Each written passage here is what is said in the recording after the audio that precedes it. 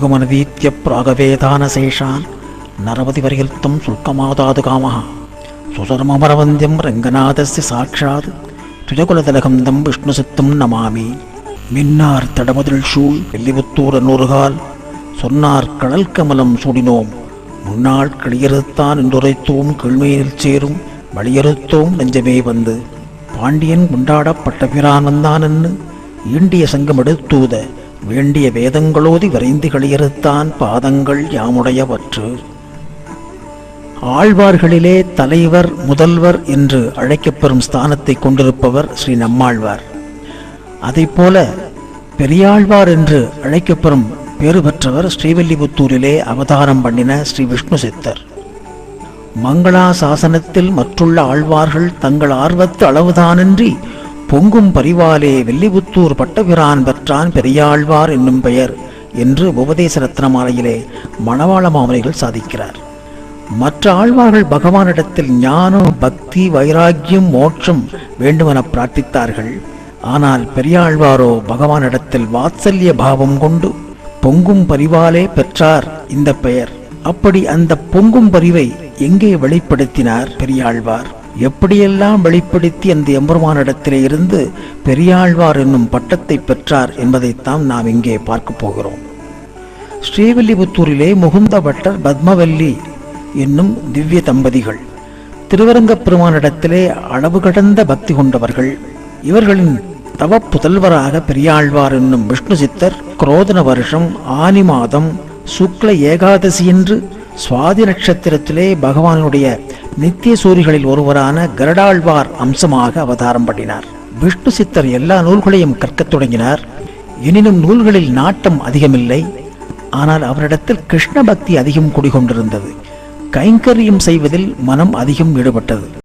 பகவான் கிருஷ்ணன் தன்னுடைய மாவன் கம்சனுக்கு மாலை கட்டித்தரும் மாலாகாரனிடம் சென்று மாலையை கேட்டு வாங்கி தான் சூடி மகிழ்ந்த கதைகளையெல்லாம் படித்த விஷ்ணு சித்தர் இப்படி பகவானுக்கு மாலை சமர்ப்பிக்கும் கைங்கரியமே மிகவும் சிறந்தது என கருதி அழகான பூஞ்சோலை அமைத்தார். நாள்தோறும் பூத்த மலர்களை துளசியோடு சேர்த்து கட்டி மாலை தொடுத்து வடபெருங்கோயிலானுக்கு புஷ்ப கைங்கரியம் பண்ணி கொண்டிருந்தார். இந்த சமயத்திலே மதுரையை ஆண்டு வந்த பாண்டிய மன்னன் வல்லபதேவன் ஒரு மாறுவேஷம் போட்டுக்கொண்டு ஒரு நாள் நகர் சோதனைக்கு புறப்பட்டான். வீதிகளிலே சுற்றி வரும்போது அந்தணர் ஒருவர் ஒரு வீட்டு திண்ணையிலே தூங்குவது தெரிந்தது. அவரை எழுப்பி, யார் நீ இங்கே படுத்திருக்கிறாய் என அரசன் வினவ, அரசனே, நான் வடக்கே திவ்ய யாத்திரை மற்றும் கங்கா ஸ்நானங்கள் எல்லாம் செய்துவிட்டு தெற்கே ராமேஸ்வரம் சென்று கொண்டிருக்கிறேன். வழியில் இருட்டானபடியினாலே இங்கே படுத்து தூங்கிவிட்டேன் என்றார். அரசனுக்கு அந்தணன் பேச்சிலே கொஞ்சம் ஞானம் தெரிந்தது. ஆகினாலே, அந்தணரே, ஏதாவது ஒரு ஸ்லோகம் சொல்லும் பார்க்கலாம் என்றான் அரசன். அப்போது அந்த அந்தணர் ஒரு ஸ்லோகம் பாடினார். வருஷார்த்தமஷ்டோ பிரயதேத மாசான் நிசார்த்தமர்த்தம் திவசம் யதேத வார்த்தைக்கு ஹேதோர் வயசானவேன பரத்திர ஹேதோரிக ஜென்மநாச. இதனுடைய அர்த்தம் என்னவென்றால், மழைக்காலமாகிய 4 மாதத்திற்கு தேவையான பொருள்களை மீதியுள்ள 8 மாதத்தில் சேமித்துக் கொள்ள வேண்டும். இரவில் தேவைப்படுவதை பகல் பொழுதிலே தேடி வைத்துக் கொள்ள வேண்டும். முதுமைக்கு தேவையானதை இளமையிலே சேர்த்து வைத்துக் கொள்ள வேண்டும்.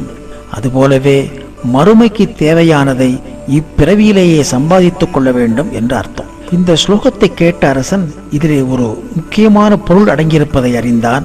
மறுநாள் அரசன் தன்னுடைய ஆஸ்தான குருவாகிய செல்வ நம்பியை அழைத்து, நான் மறுமையில் நன்மை பெற என்ன செய்ய வேண்டும், எந்த பரம்பொருளை நான் நாட வேண்டும், குழப்பத்தை தீர்க்க என்ன வழி என வினவினான். செல்வ நம்பியும் யோசித்தார். தான் இதற்கு பதில் சொல்ல முடியும், இருந்தாலும் அரசனுக்கு நல்ல நம்பிக்கை பிறக்க வேண்டும் என்பதற்காக, அரசே, இந்த கேள்வியை வேத விற்பனர்களையும் ஞானிகளையெல்லாம் வரவழைத்து அந்த உயர்ந்த பரம்பொருளை தெரிந்து கொள்வதே நலமென கூறினார். அரசனும் இதற்கு இசைந்தான். பல சமய தத்துவ ஞானிகள், வேத விற்பனர்கள், அறிஞர்கள் இவர்களெல்லாம் வரவழைக்கப்பட்டார்கள். தன்னுடைய சிம்மாசனத்திற்கு முன்னாலே ஒரு கம்பத்தை கட்டி பொற்காசுகளை வைத்து ஒரு துணியிலே முடிந்து அப்பொற்களியை கம்பத்திலே தொங்கவிட்டு, எவர் ஒருவர் சரியான பரம்பொருளின் தத்துவத்தை நமக்கு உரைக்கின்றாரோ காட்டுகின்றாரோ அது மெய்யாகும் பட்சத்திலே இந்த பொற்களியானது அருந்து விழுந்து அவருக்கு உதவட்டும் என்று பிரகடனப்படுத்தினான் அரசன். பல அறிஞர்கள், பண்டிதர்கள், வேத விற்பனர்கள் கூடினார்கள். தங்களது கருத்துக்களை கூறி பார்த்தார்கள். பொற்களி அசைந்து கொடுக்கவில்லை. இந்த வேளையிலே ஸ்ரீவில்லிபுத்தூரிலே பள்ளி கொண்ட பரந்தாமன் விஷ்ணு சித்தர் மூலமாக உண்மை பொருளை இந்த உலகத்திற்கு உணர்த்த திருவுள்ளம் கொண்டு அவரது கனவிலே தோன்றி, விஷ்ணு சித்தரே, நீர் பாண்டியன் அவைக்கு சென்று வேதங்கள் உரைக்கும் பரம்பொருளுடைய உண்மையான தத்துவத்தை எடுத்து கூறி பொற்களியை அறுத்து வாரும் என கட்டளையிட்டார். விஷ்ணு சித்தர் திடுக்கிட்டு, சுவாமி, நமக்கு அதை விளக்கி கூறும் ஞானமில்லையே என கவலை தெரிவிக்க, நீர் கருவியாக இருந்து செயல்படும் போதும் மற்றவை தானாக நடக்கும் என தெரிவித்தார். விஷ்ணு சித்தர் கண்விழித்தார். இறைவனிட்ட பணியை எண்ணி பரவசமானார். மறுநாள் வடபெருங்கோயில் பெருமாளை வணங்கினார். பல்லைக்கில் ஏறி மதுரை நோக்கி அரண்மனைக்கு விரைந்தார். காவலர்கள் விஷ்ணு சித்தனுடைய வருகையை மன்னருக்கு தெரியப்படுத்த மன்னர் எதிர்கொண்டு அவரை அழைத்து மரியாதையெல்லாம் தெரிவித்தான். தனது குழப்பத்தை தீர்க்கும் கருத்துக்கள் இருந்தால் சபையில் கூறலாம் என்று சொல்கிறான். அருகிலே இருந்த செல்வ நம்பியும் உடனிருந்து அதை ஆமோதித்தார். அங்கே பெரிய கூட்டம். கூட்டத்தின் நடுவில் அறிஞர்களும் பெரியோர்களும் சாஸ்திர நிபுணர்களும் வேத விற்பனர்களும் குழுமியிருக்க விஷ்ணு சித்தர் உள்ளத்தில் பகவான் பரிபூர்ணமாக குடிகொண்டார். விஷ்ணு சித்தரினுடைய பயம் நீங்கியது. தெளிவு பெற்றார். உண்மை பொருளை, பரம்பொருள் தத்துவத்தை உரத்த குரலில் விளக்குகிறார். எவர் ஒருவரால் இப்பிரபஞ்சம் முழுவதும் படைக்கப்பட்டதோ, எவரால் இது நன்கு காக்கப்படுகிறதோ, எவரிடத்தில் இப்பிரபஞ்சம் முழுவதும் இறுதியில் ஒடுங்குகின்றதோ அந்த ஒருவரை பரபிரம்மம். அப்பரபிரம்மே ஸ்ரீமன் நாராயணன். அவரை சரணடைந்தால் பரமசாந்தியும் அமரத்துவத்தையும் அடையலாம். அவர் எங்கும் வியாபித்திருப்பவர். அவர் திருப்பாதங்களை பற்றி கொண்டு நற்கதிக்கு வழி தேட வேண்டும் என்று விஷ்ணு சித்தர் உரைக்க பொற்களி அருந்து கீழே விழுந்தது. மன்னர் சாஷ்டாங்கமாக விழுந்து வணங்கி பற்றபுரானே என்று அவரை கௌரவித்து விஷ்ணு சித்தரை மேலும் கௌரவிக்க வேண்டி அவரை ஒரு யானை மீதேற்றி திரு வீதி உலா வரச் செய்தான். விஷ்ணு சித்தர் மதுரை நகர வீதியிலே யானையில் ஊர்வலம் வர இந்த அழகை ரசிக்கவும் தன்னுடைய பரம பக்தனான விஷ்ணு சித்தரை ஆசீர்வதிக்கவும் ஆகாய மார்க்கமாக கருட வாகனத்திலே சங்கு சக்கரதாரியாக பரந்தாமன் தாயாரோடு காட்சியளிக்கிறார். இந்த கண்கொள்ளா காட்சியை கண்ணுற்ற விஷ்ணு சித்தர் உள்ளம் உருகுகிறது. கண்களிலே நீர் ததும்ப, கருணாமூர்த்தியே, கண்ணனே, மணிவண்ணனே, கோவிந்தா, நாராயணா என்று சோஸ்திரம் பண்ணுகிறார். அடுத்த க்ஷணமே பெரியாழ்வாரனுடைய உள்ளத்தில் பொங்கும் பரிவு பீறிட்டு பாய்கிறது. கண்ணா, பரந்தாமா, உன் திருமேனியை காட்டிக்கொண்டு காட்சி கொடுப்பது தவறில்லை. ஆனால் யாருடைய கண்டிஷ்டியும் உன்மேல் படாமல் இருக்க வேண்டுமே என பதறுகிறார், துடிக்கிறார். இப்படி பொங்கும் பரிவால் பிறந்ததுதான் திருப்பல்லாண்டு. இப்படி பகவானுடைய தரிசனம் கிடைக்கப் பெற்றதும் பொங்கும் பரிவாலே விஷ்ணு சித்தர் திருவாய்மலர்ந்து அருளிச் செய்த பிரபந்த பாசுரங்கள் தான் திருப்பல்லாண்டானது. பல்லாண்டு பல்லாண்டு பல்லாயிரத்தாண்டு பல கோடி நூறாயிரம் மல்லாண்டு தந்தோள் மணிவண்ணா உன் சேவடி செவ்வி திருக்காப்பு அடியோமோடும் நின்னோடும் பெருவின்னி ஆயிரம் பல்லாண்டு வடிவாய் நின் தலமார்பினில் வாழ்கின்ற மங்கையும் பல்லாண்டு வடிவாசொதி வலத்துறையும் சுடர் ஆழியும் பல்லாண்டு படைபோர்வுக்கு முழங்கும் அப்பாஞ்ச சன்னியமும் பல்லாண்டே. பல்லாண்டுகள், பல ஆயிரத்தாண்டுகள், பல கோடி நூறாண்டுகள் இப்படியெல்லாம் பாடுகிறார். முதலிலே பல்லாண்டுகள் என்று ஆரம்பிக்கின்றார். அது போதவில்லை. பல ஆயிரத்தாண்டுகள் என்று சொல்லி பார்க்கிறார். அங்கேயும் திருப்தி ஏற்படவில்லை. அடுத்ததாக பல கோடி நூறு ஆயிரம் ஆண்டுகள் என்று எவரும் எண்ணி பார்க்க முடியாத, எவரும் அந்த இலக்கை எட்ட முடியாத ஆண்டுகளை குறிப்பிட்டு மங்களாசாசனம் பண்ணுகிறார். அழகு பொருந்திய அந்த சிவந்த தாமரை திருவடிகள் மிகவும் ஜாக்கிரதையாக பாதுகாப்பாக இருக்க வேண்டும் என்று சொல்லுகிறார். அடியார்களான எங்களுக்கும் பகவானான உனக்கும் இடையே பிரிவில்லாமல் பல ஆயிரம் ஆண்டுகள் மங்களகரமாக வாழ வேண்டும் என்று சொல்லுகிறார். உனது வர திருமார்பில் அகலகில்லே நிறையமென்று வீற்றிருக்கும் மகாலட்சுமி பல ஆண்டுகள் உனக்கு க்ஷேமத்தை கொடுத்து கொண்டு வீற்றிருக்க வேண்டும் என்று சொல்லுகிறார். உனது வலக்கரத்தில் ஒளி வீசுகின்ற சுதர்சன சக்கரமும் யுத்தத்தில் முழங்கும் பாஞ்சசன்யம் என்னும் சங்கும் ஆண்டுகள் பல மங்களத்துடன் விளங்க வேண்டுமென மங்களாசாசனம் பண்ணுகிறார் பெரியாழ்வார். ஆழ்வார்கள் 11 பகவான் தரிசனம் கிடைத்து அடுத்த க்ஷணமே பிரபந்தம் பாடியவர்கள் இவர்கள். பொய்கை ஆழ்வார், பூதத்தாழ்வார், பேயாழ்வார், திருப்பானாழ்வார், திருமங்கையாழ்வார். அந்த வரிசையிலே பெரியாழ்வாரும் பகவான் தரிசனம் கிடைக்க பெற்றவுடன் பொங்கும் பரிவு ஏற்பட்டு பிரபந்தம் பாடினார். அதுவே திருப்பல்லாண்டாக பெருமாளுக்கு வாழ்த்து பாசுரங்களாக மங்களாசாசனமாகவும் ஆயிற்று. மேலும் யானை மீதிருந்த மணியை கையில் எடுத்துக்கொண்டு தாளம் போட்டுக்கொண்டே பாடுகிறார். இப்படி 12 பாசங்கள் திருப்பல்லாண்டு பாடுகிறார். பகவான் பல்லாண்டை ஏற்றுக்கொண்டு விஷ்ணு சித்தரே நீர் பெரியாழ்வார் ஆனீர் என்று ஆசீர்வாதம் சொல்லி மறைகிறார். பெரியாழ்வாரின் பொங்கும் பரிவு பெருவெள்ளம் எடுத்து ஓடத் தொடங்கியது. இப்பொங்கும் பரிவால் பெரியாழ்வார் யசோதை ஸ்தானத்தில் தன்னை பாவித்துக் கொண்டு எம்பெருமானை குழந்தையாக்கி இப்படி 461 பாசுரங்கள், திருப்பல்லாண்டு ஒரு 12 பாசுரங்கள், 461 பாசுரங்கள் கொண்ட திருமொழியை அருளி செய்தார். அதுவே பெரியாழ்வார் திருமொழி என புகழ் பெற்றது. பொங்கும் பரிவால் கண்ணன் பிறந்த வைபவத்தை பாடுகிறார். பொங்கும் பரிவால் வளர்ந்த வைபவத்தை பாடுகிறார். வண்ண வாடங்கள் சூழ் திருக்கோட்டியூர் கண்ணன் கேசவன் நம்பி பிறந்ததனில் எண்ணெய் சுண்ணம் எதிரெதிர் துவிவிட கண்ணன் முற்றம் கலந்தடாயிற்றே என்று கண்ணன் பிறந்த வைபவத்தை திருக்கோஷ்டியர் பெருமாளுக்காக பாடுகிறார். அடுத்ததாக பொங்கும் பரிவால் கண்ணனுடைய நீராட்டல் பாடுகளை எல்லாம் பாடுகிறார். வெண்ணெய் அலைந்த குணுங்கும் விளையாட புழுதியும் கொண்டு என்று பாடுகிறார். செண்பகப்பூ, மல்லிகைப்பூ, பாதிரிப்பூ, செங்குளிர்பூ, புன்னைப்பூ, குறுக்கத்திப்பூ, இருவாட்சிப்பூ, கருமுகைப்பூ என்று இப்படி 8 விதமான பூக்களை சமர்ப்பித்து ஆனந்தம் கொள்கிறார். கண்ணா, நீ பிறந்த பின்னால் எனக்கென்று நான் எதையும் வைத்துக் கொள்வதில்லை.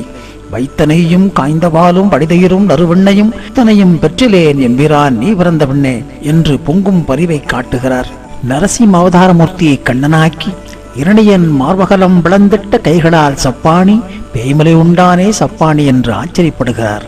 அப்பூச்சி காட்டுகின்றான் அம்மனே, அப்பூச்சி காட்டுகின்றான் என்று குழந்தை பருவத்தை பொங்கும் பரிவால் ரசிக்கிறார். கண்ணன் குழல் ஊதுகிறான், என் கண்ணன் குழல் ஊதுகிறான் வாருங்கள். பறவைகள் குடு துறந்து வந்து மெய்மறந்து அவன் இசையை கேட்கின்றன.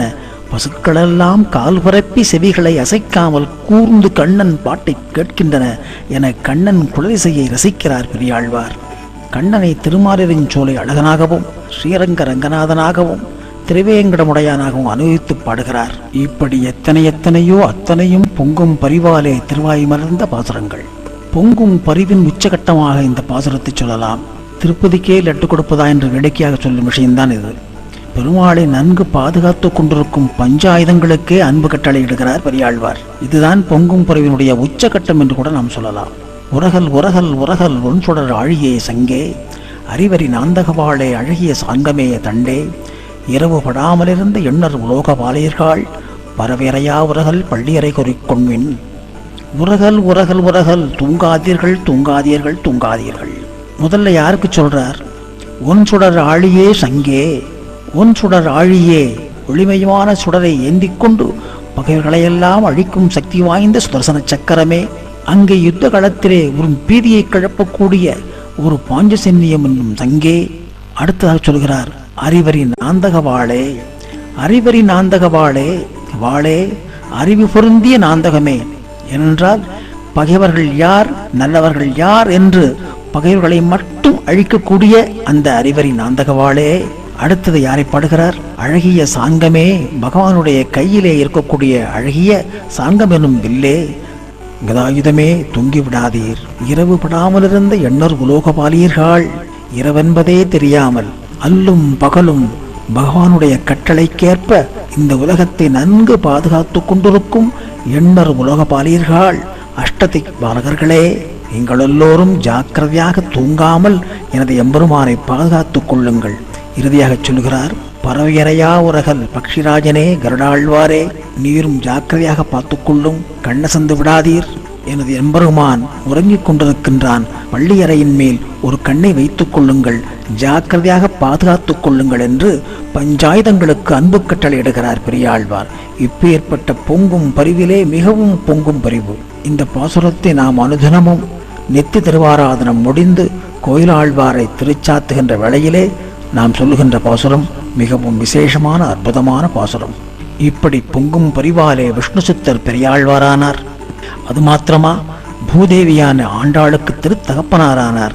இன்னும் ஏன் பெருமாளுக்கே, அந்த சர்வேஸ்வரனுக்கே மாமனாரானார். அப்பேற்பட்ட பெரியாழ்வாருடைய திருவடிகளை வணங்கி நல்ல திருப்பல்லாண்டு நான் மோந்தோன் வாழியே, 461 நமக்குரைத்தான் வாழியே, சொல்லறிய வானிதனில் சோதி வந்தான் வாழியே, தொடைசூடி கொடுத்தவிழ்தன் தொழுதப்பன் வாழியே, செல்வனம்பி தன்னைப் போல் சிறப்புற்றான் வாழியே, சென்று களியறுத்து மால் தெய்வம் என்றான் வாழியே, வில்லிபுத்தூர் நகரத்தை விளங்க வைத்தான் வாழியே, வேதியர்கோன் பட்டபிரான் மேதினியில் வாழியே என்று வாழித்திரணமும் பாடி பெரியாழ்வார் திருடிகளே சரணமெனச் சொல்லி அமைகிறேன்.